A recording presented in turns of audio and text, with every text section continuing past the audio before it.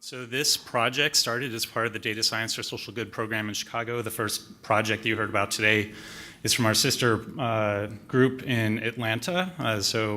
Please check out our websites. We're doing some cool stuff, I think. This particular one was a partnership through the White House and the Charlotte-Mecklenburg Police Department. The White House last year, with everything going on, decided to bring a lot of police departments together to use data to improve policing in the United States. Now, as we all know, in recent years, a lot has been happening that has deteriorated the relationship between the police and the local communities that they serve.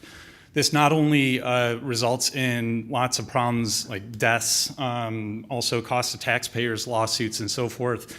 It makes the lives of the officers and the people in the local area much more difficult. If you're a police officer who's doing good work and you have police officers next to you who aren't doing such good work, it's going to make your job a lot more difficult. So one of the things that police departments have tried to do to solve this problem is to use early warning systems. CMPD is one department that has had its own early warning or early intervention system for a long time.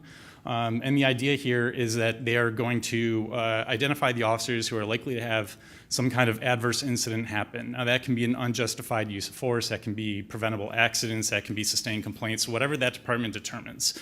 And then they go ahead and they try to take some intervention with that officer to prevent these things from happening. Okay, now Charlotte is a relatively big department. It's in the top 50 in the country with about 1,800 officers. They are also very technically savvy when it comes to police departments. You're going to have a very difficult time finding another department that is as good as they are when it comes to technology. They build almost all of their own stuff. Most other departments are buying off-the-shelf products. And they have everything in databases, and they can just give you a database dump, which is pretty nice.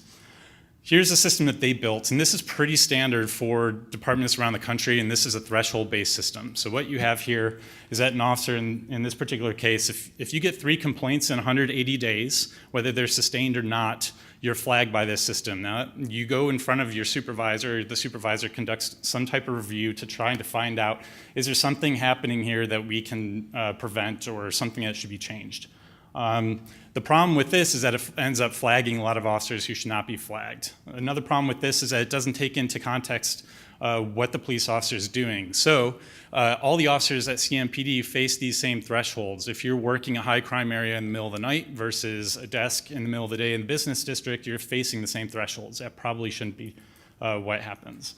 Some other departments also use an outlier system. It's very similar where if you're just very different than some of the other officers on these measures, then you're flagged. But it's all basically the same idea. You're using a very small number of indicators to try to identify these officers.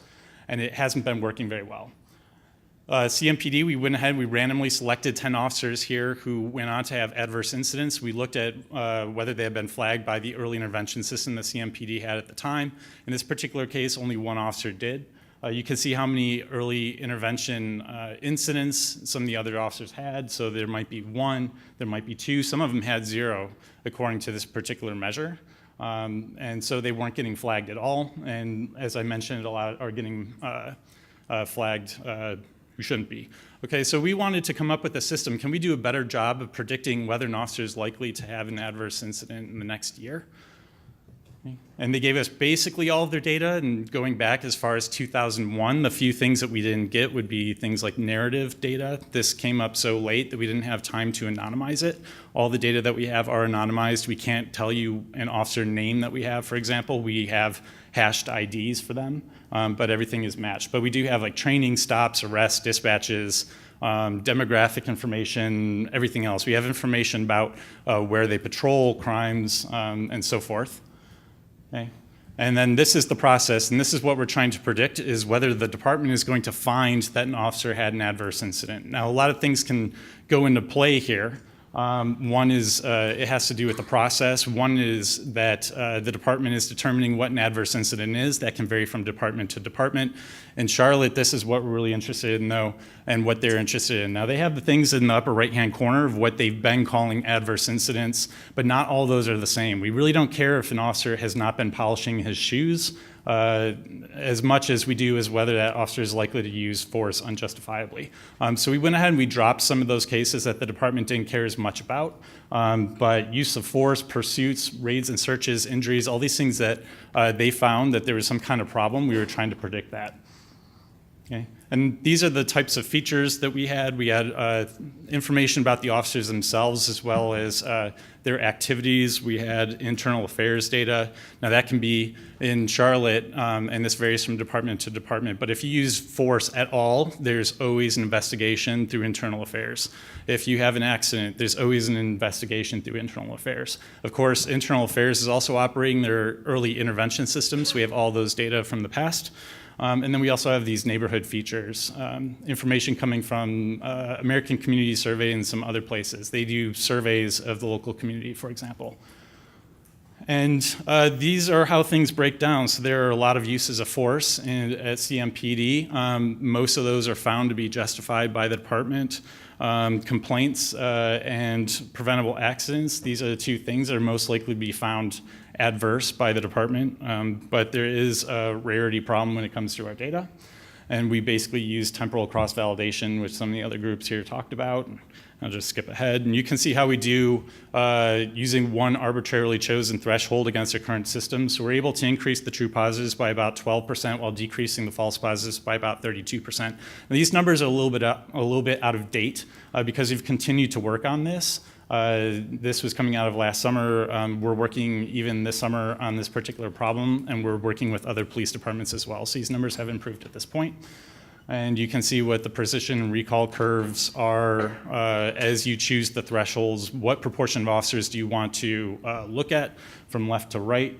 And that is going to be a significant lift over their existing system.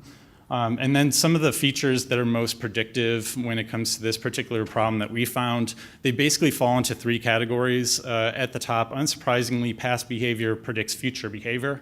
If you've had sustained complaints in the past or even complaints, you're more likely to have sustained complaints in the future. If you've had accidents in the past, you're more likely to have accidents in the future.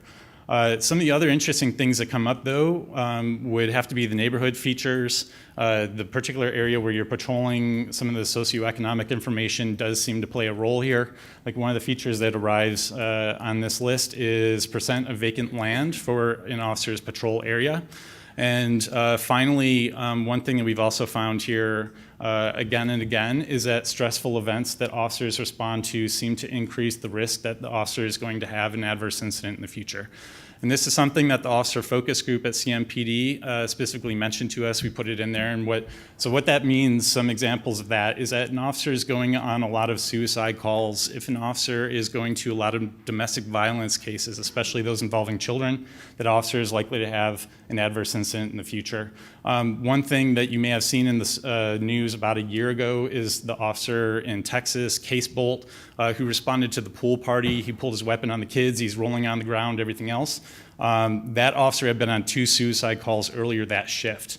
And so a lot of departments have not been looking at this in particular, and that's something that was not being taken into account at all by the existing early intervention system. Okay, so we can come up with something like this. If you have an officer, these are 5 officers who were flagged as high risk by our system. The darker the box, the more significant that particular predictor is for that officer. We can do this type of thing. And we also went ahead and we took an exploratory view at whether we could predict whether dispatch is going to result in an adverse incident, which is no one is doing that right now. Like almost all of the systems that you have, if you call 911, they're likely to dispatch the nearest available officers. But let's say that you have a suicide call that comes in, you have an officer who's already been on a suicide call that shift and another officer who hasn't, and that second officer might be 5 or 10 seconds farther from that particular call. Maybe you want to dispatch the second officer. These are the types of things that we're trying to enable them to determine. These are some of the features that we found to be quite predictive when it comes to dispatches. Travel time to this event. Now, the experts we've talked to believe that this relates to the fact that the longer it takes an officer to get to dispatch, the more amped that officer is going to get.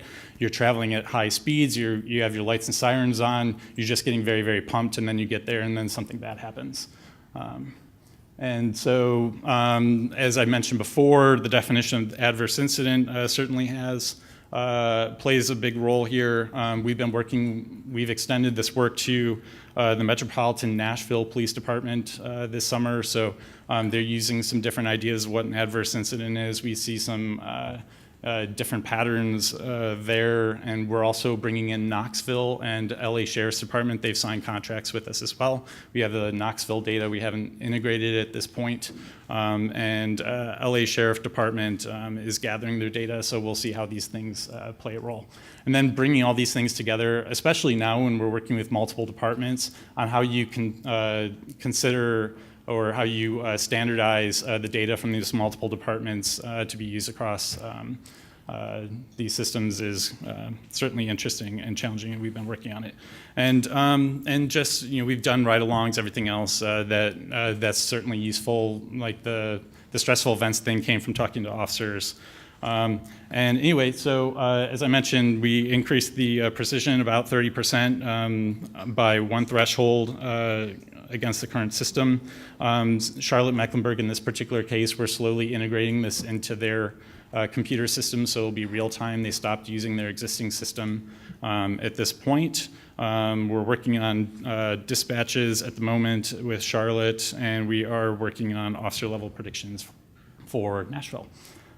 So I think that was really, really quick, and we're probably at about 12. So any questions? Thank you.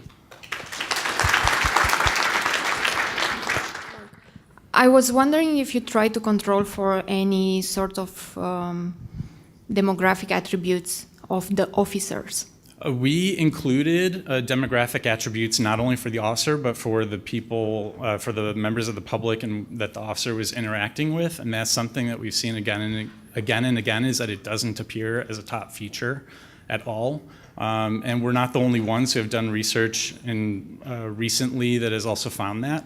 Now, there are a number of things that could be playing a role when that happens. One is that race simply doesn't matter. Race, ethnicity, whatever it might be, doesn't matter at an individual officer level. It may be, and we may see these patterns in the aggregate. So a lot of people, social scientists, I'm a social scientist, would say that there's a systemic racism, for example, and maybe that's explaining it. So the officers are patrolling a particular area where African Americans are more likely to live. So things are more likely to happen with the African American community, but trying to predict whether a particular officer is going to have these adverse incidents is a different story. Another could be the bias that results in the process and finding whether something is a particular adverse incident. So it may be that certain segments of the population are less likely to report complaints, for example, and therefore that is going to get rid of any relationship that you'd otherwise see. But they are in there, yes. Yeah, I was thinking also about things like where the officers live might impact how they react, because that might create some tension that they have in their day by day. So this kind of sort of, not necessarily race, but also other type of. Yeah, that's a great point. And unfortunately, we weren't able to get those data from Charlotte, but we just got those data from Nashville. So we're exploring that at this moment. Thank you. Thank you.